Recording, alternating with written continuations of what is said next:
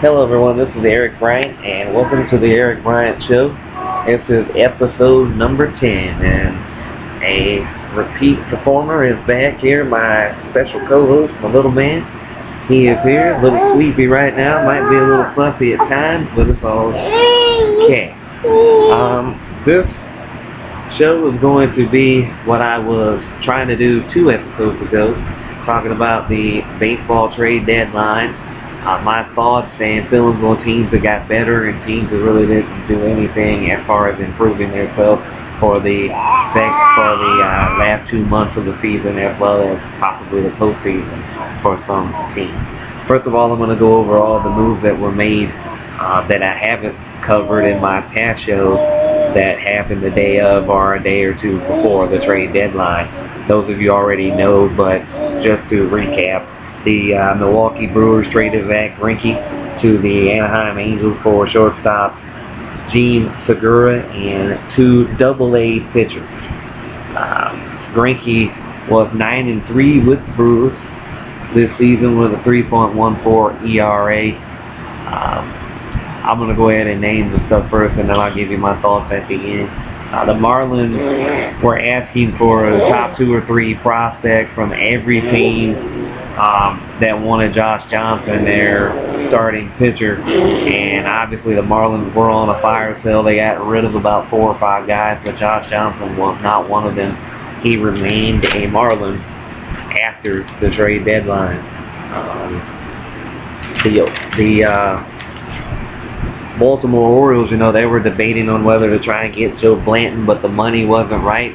And now I'm hearing reports that the Dodgers are either trying to get Blanton or they have got him.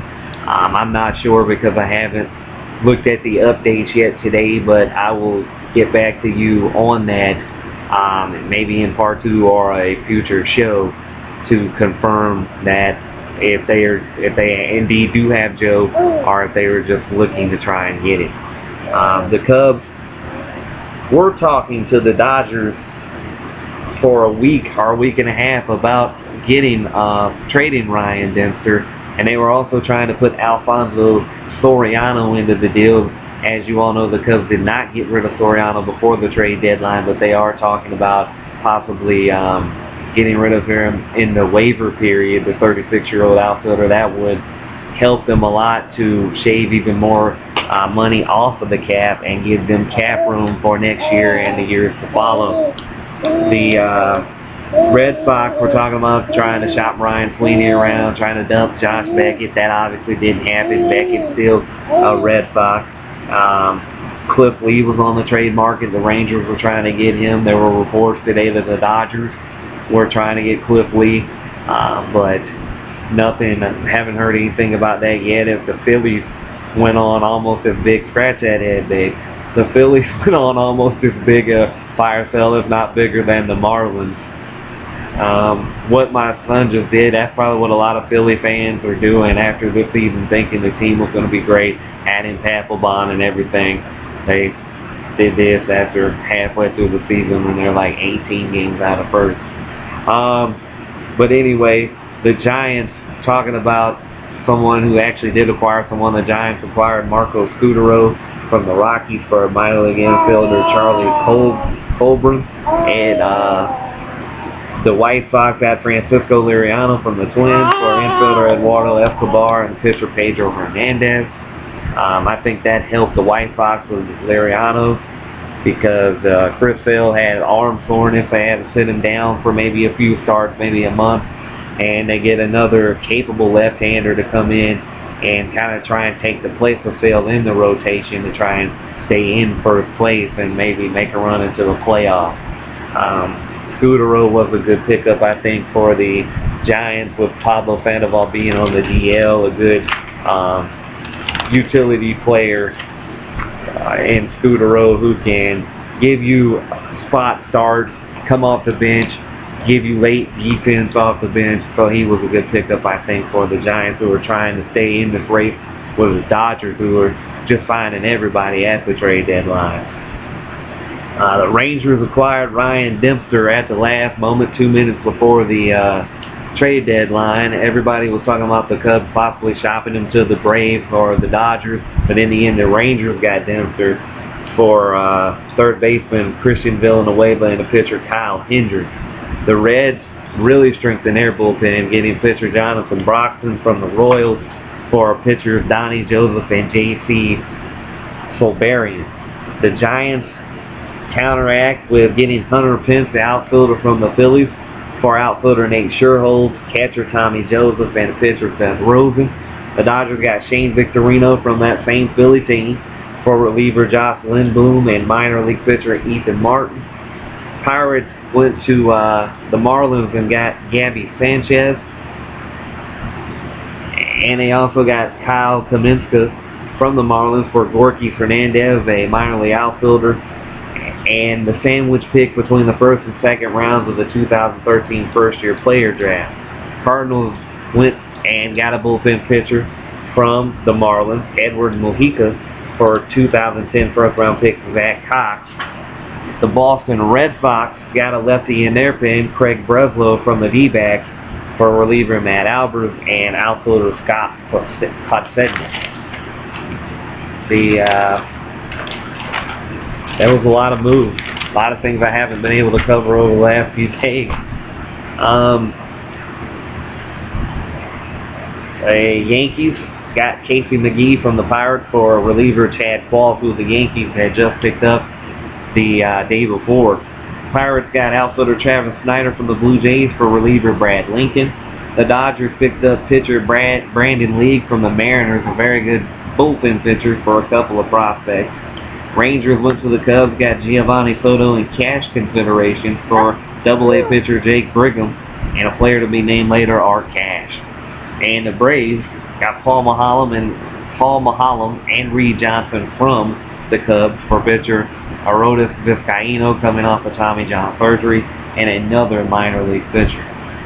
Before I make my comments about who won, who lost, who didn't really do much in that trade deadline, I just want to say the Cubs GM said that, I already talked about the Alfonso Soriano thing. The Cubs GM actually did say that Soriano might be moved within this month, even though he wasn't moved in before the trade deadline. Some team might get him off of waivers for some draft picks, prospects, or whatever. Jose Canseco, just a side note, filed for bankruptcy. He has less than $21,000 in assets and almost $1.7 million in liabilities, and he owes $500,000 to the IRS. How the mighty fall! Tell you what. But yeah, that's pretty much everything that went on at the trade deadline. My thoughts about that were, I think, obvious winners, the Dodgers. Shane Victorino, I think, will play better in that outfield with Andre Ethier and Matt Kemp out there. That's a pretty good hitting as well as defensive outfield if you look at it. Victorino moving to left field, Kemp in center, Ethier in right. Plus they got Hanley Ramirez that I said from a couple shows ago in the infield. That lineup with Victorino, Kemp, Ethier, Hanley Ramirez, James Loney, a very capable hitter. You got some good bats in that lineup, along with Brandon League to help strengthen the bullpen with a good bullpen pitcher, closer Javi Guerra that they have. They're trying to strengthen it even more, like I said, with either a Cliff Lee or a Joe Blanton, somebody else in that rotation to go with Clayton Kershaw, Chad Billingsley, and Chris Capuano, who, Billingsley has struggled this year, but Kershaw having a pretty good normal season for him, Capuano having probably his best season in his major league career. So the Dodgers, I think, did good, made moves. They're spending the money, trying to win. They're like the new modern-day Yankees, trying to win it now. I think the Yankees did pretty good getting Ichiro, who at 38 years old is still a pretty good player to go out there, especially if they're going to fit him on against lefties, platoon him. I think actually at 38, that's probably the right move to do with him. He's having his worst statistical year of his career. That could be with the fact that he's getting older, of course. Also, really, didn't really have much to play for in Seattle. They're like a perennial team that's like in last place. So after a while, the motivation's got to kind of be lacking from guys who are playing baseball games in the second half of the season, but no, they're really not playing for much. I think Anaheim did a great thing with Zach Greinke. Now you've got Greinke to go with C.J. Wilson, Jared Weaver, and Dan Herron when he comes off the DL. Even if they get into that wild card situation where they got to win one game, you could throw out any four of those pitchers and wouldn't really lose anything. So getting Zach Greinke was a great move for Anaheim. I still look at the Texas Rangers as the guys that are going to win that division. I like pulling and rooting for the underdog, though, don't you, buddy?